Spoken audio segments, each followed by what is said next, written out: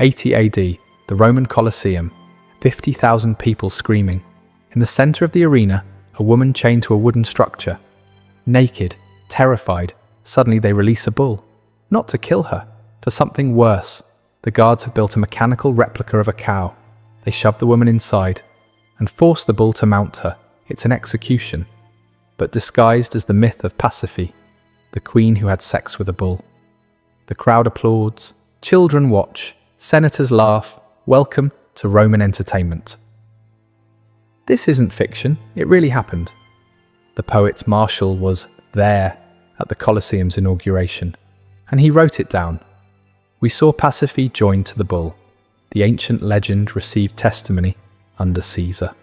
Rome, the greatest empire in history, laws, aqueducts, philosophy, and this, public rape turned into family entertainment. Today you're going to discover the most brutal, most perverted, most inhuman spectacles that Rome organized in the arena.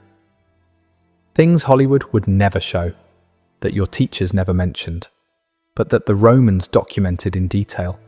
Because this wasn't madness, it was politics, propaganda, control, and it was completely legal. I'm Crown and Dagger, and here there's no censorship. Only the truth Rome prefers you forget. Notice how, when they talk about the Colosseum, they always mention heroic gladiators? But they never tell you this.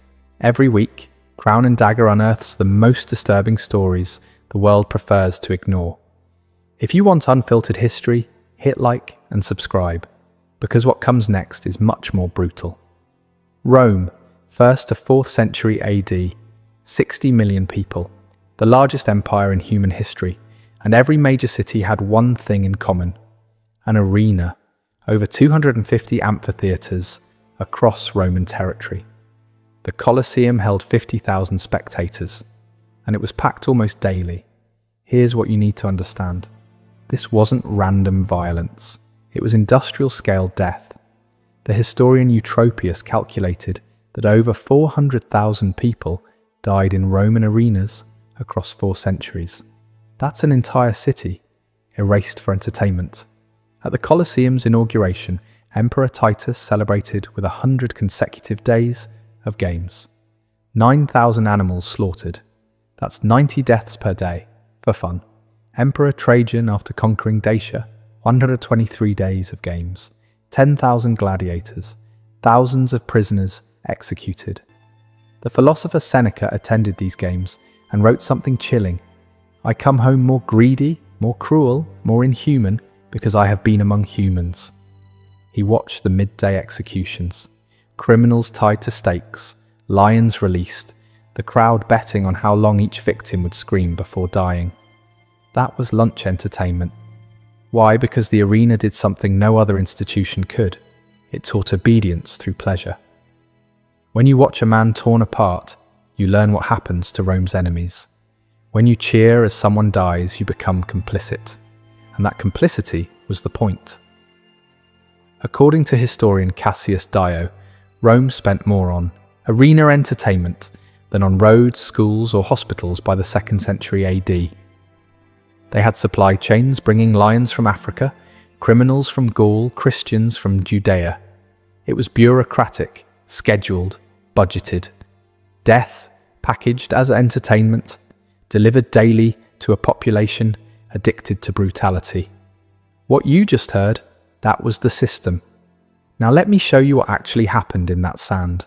The spectacles that made 50,000 people cheer while humanity died in front of them. Starting with how it all began. At a funeral, with blood. 264 BC. 3 sons wanted to honor their dead father, not with prayers, but with blood. They armed 3 pairs of slaves and forced them to fight to the death in the Forum Boarium, a cattle market reeking of dung and smoke. This wasn't entertainment. It was munus, a duty owed to the dead. The practice came from Rome's enemies, the Campanians and Samnites. They believed restless spirits needed blood to find peace. But Roman elites saw something else: power. A funeral with bloodshed proved wealth. A funeral with spectacular bloodshed proved dominance. By the 3rd century BC, Politicians were using funeral games as campaign tools. The Senate called it piety. The crowd knew it was politics. Even the armor told stories. The Samnite gladiator wore gear mimicking Rome's conquered enemies. Every slash was a replay of Roman victories.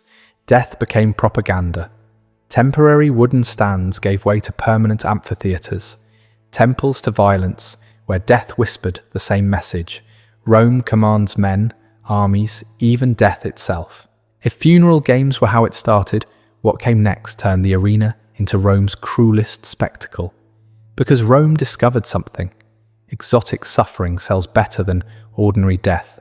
Lions from North Africa, leopards from the Caucasus, crocodiles from the Nile, giraffes dragged across deserts. They weren't displayed as wonders. They were condemned as prey in a carnival of slaughter. Romans called these shows Venationes, hunts, but they weren't hunts.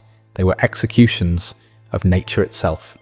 Julius Caesar set the tone in 46 BC, parading a giraffe, the first ever seen in Europe. They called it a camelopardalis because Rome had no word for it. It didn't matter. The animal was thrown into the sand to be torn apart. The message, if Rome could seize the strangest beasts alive, it could conquer anything. The slaughter exploded. At the Colosseum's inauguration, Emperor Titus oversaw the deaths of more than 9,000 animals in one festival. Archaeologists found bones etched with deliberate starvation marks. Lions and bears were weakened beforehand to ensure a quick, bloody kill. Behind the scenes, logistics were brutal. Caravans dragged cages through scorching deserts. Fleets floated them down the Nile. Handlers risked their lives delivering living trophies to a city that demanded fresh blood with every sunrise. Pliny the Elder warned that rare species were vanishing from their homelands. Lions, leopards, elephants pushed toward extinction. The Colosseum wasn't just a theatre of death, it was an ecological wrecking ball. Animal massacres drew crowds, but Rome wanted more. They wanted suspense, imbalance, fights where the outcome was rigged but the suffering was real. They wanted theatre disguised as combat. When you picture a gladiator, you imagine two evenly matched warriors. The reality was twisted. Rome thrived on imbalance. Contests engineered for cruelty.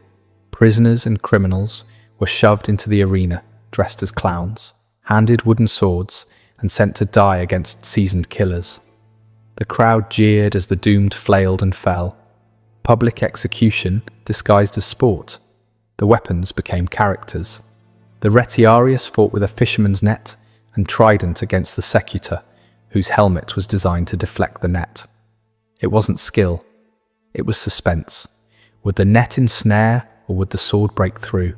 Sometimes one gladiator faced multiple foes. Other times, entire units clashed, turning the arena into a swamp of blood and mangled corpses.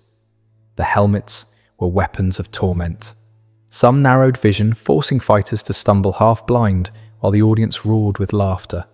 Others were so heavy that raising one's head became agony. Armor wasn't protection, it was punishment. Gladiators dressed as barbarians, forced to mimic Rome's defeated enemies. Their inevitable loss reminded everyone. The empire always prevails. Mismatched combat was cruel, but it wasn't the worst, because Rome had a special category of victims. People who weren't meant to fight. They were meant to die screaming while the crowd laughed. By midday, combat gave way to theatre, with death at centre stage. Romans called it Damnatio ad Bestias, condemnation to the beasts, criminals, deserters, slaves, prisoners of war. They became unwilling actors in executions disguised as myth. Each punishment matched the crime. Thieves torn apart by wolves, arsonists burned alive, traitors thrown to lions. Every scene was a morality play, written in real blood. Lions were starved to a frenzy before release. Bears chained in pits were goaded into fury.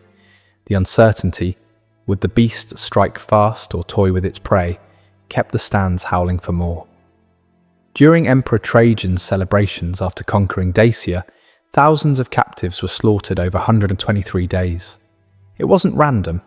It was organized. paced like acts in a drama, every death crafted to keep the audience on edge.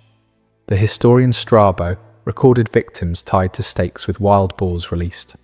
The boars, trained to attack movement, would gore prisoners, while the crowd placed bets on how long each victim would scream. This wasn't justice. It was entertainment with a moral veneer. Pause for a second. 4 spectacles in. Thousands dead. Species extinct. Humans turned into props.